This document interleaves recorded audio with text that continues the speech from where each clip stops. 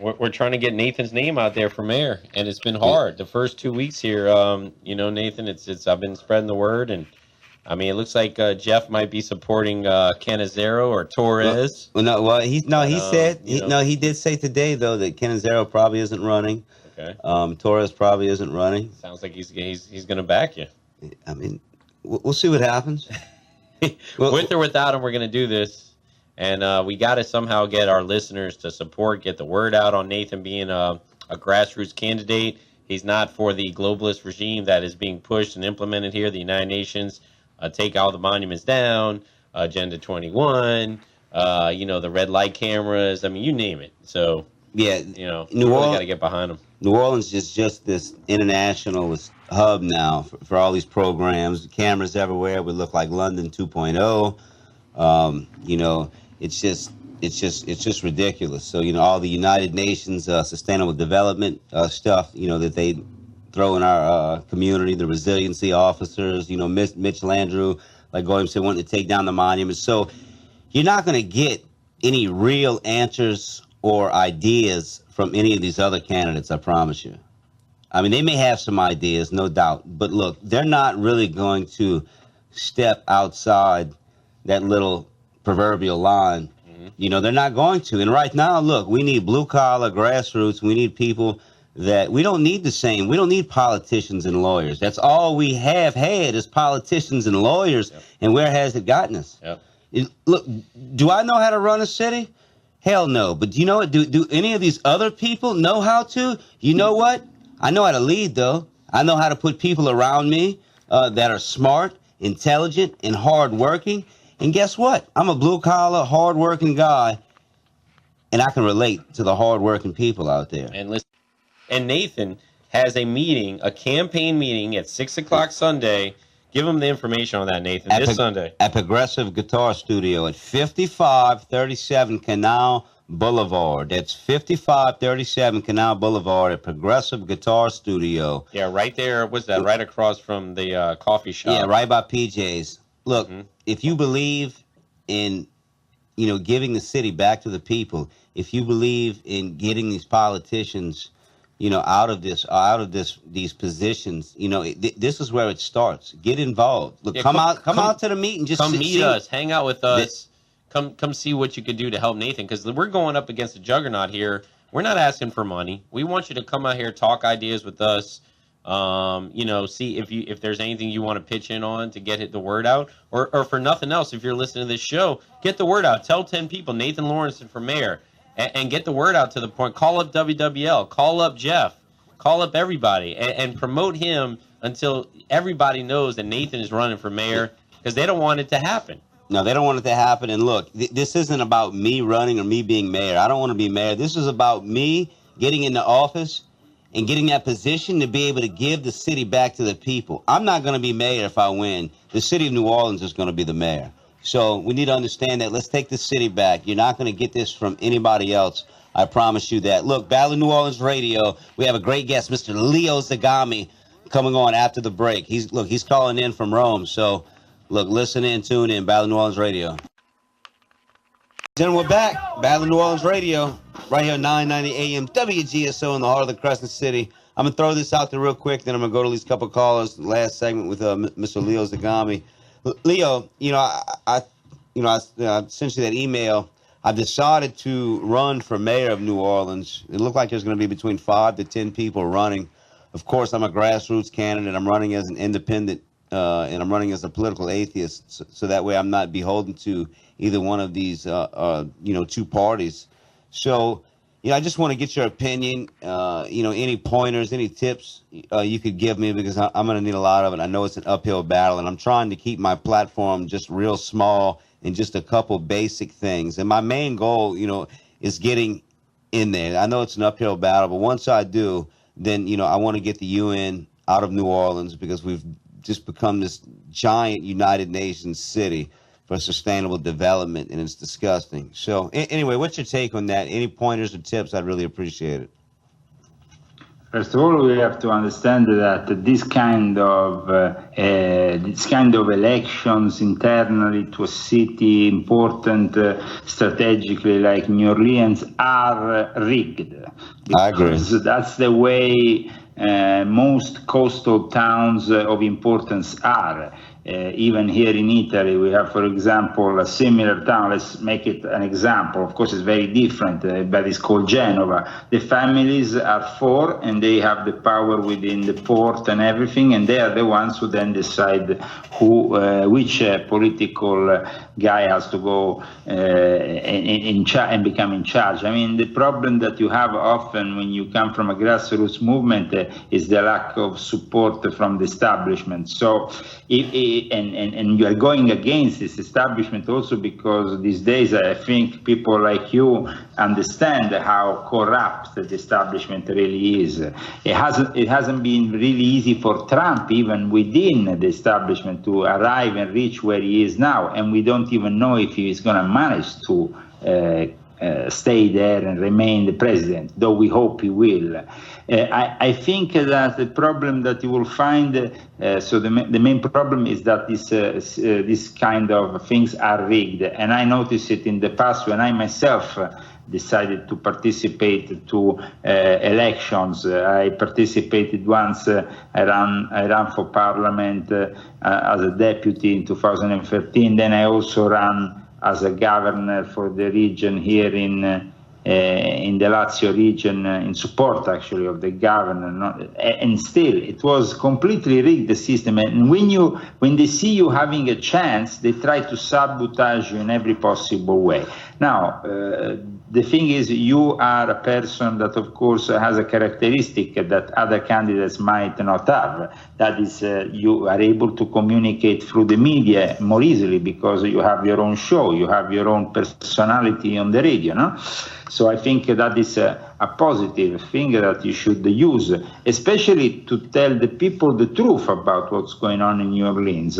First of all, you have to understand the problems of the city. Once you understand the problem of the city, you have to give them a solution. So I think that any candidate for any kind of office has to criticize, of course, what is wrong, but has to also immediately offer the solutions and not some half brought in kind of hypothesis, but a final solution that can be effective for that city.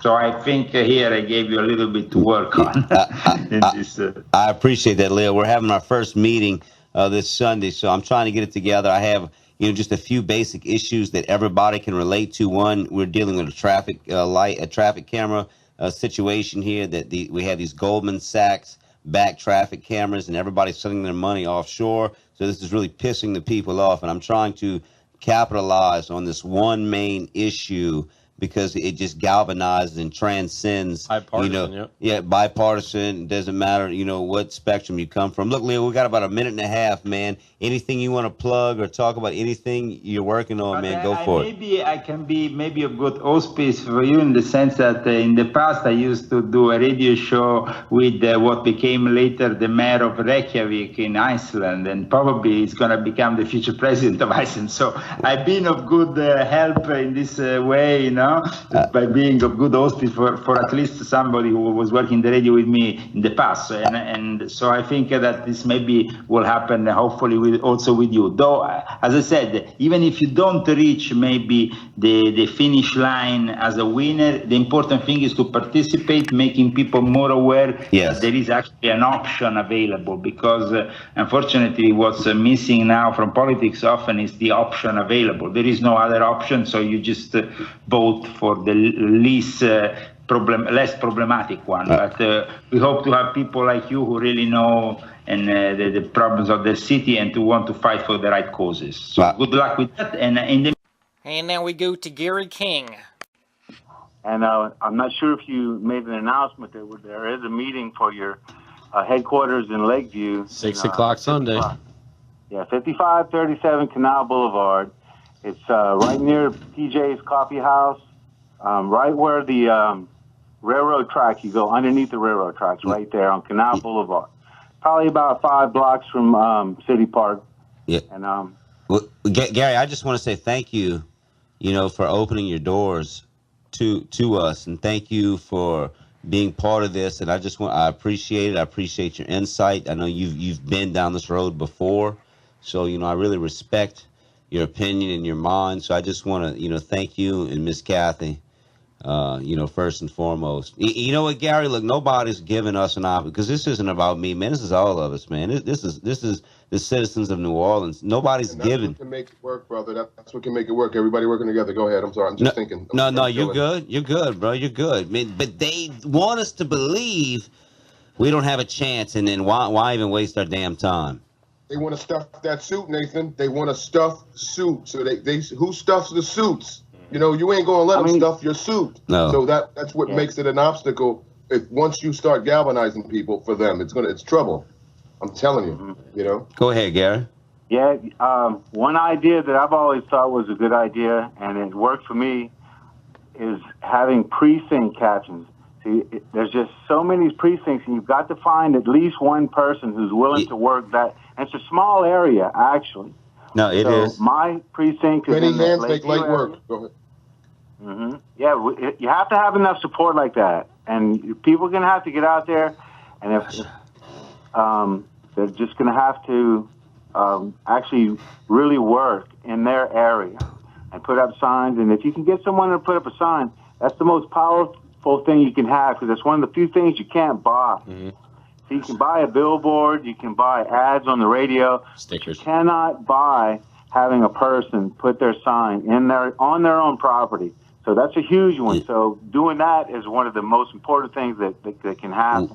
Absolutely. Go ahead. Yeah, I think the key for him is going to be, getting the word out, obviously, against a media that does not even want to acknowledge him, number one. Number two, we have to jump on this way before, say, the Torreses and everyone. We got to, the offensive. Yeah, we got to be on the offensive the first round here, and we got to take a couple swings, a couple jabs right now, and let people know, call up stations, spread the word, tell people, and let people know that there's this grassroots candidate, Nathan Laurenson, what he believes in.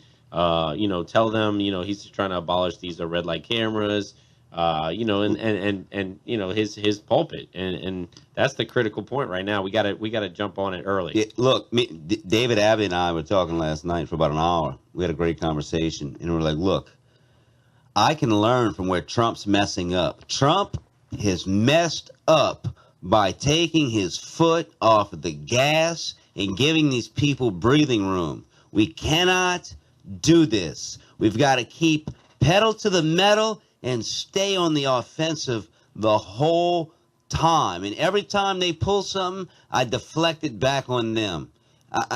So it's really not going to be as difficult as far as the message goes, because I don't think they'll be able to really handle me in the arena of ideas.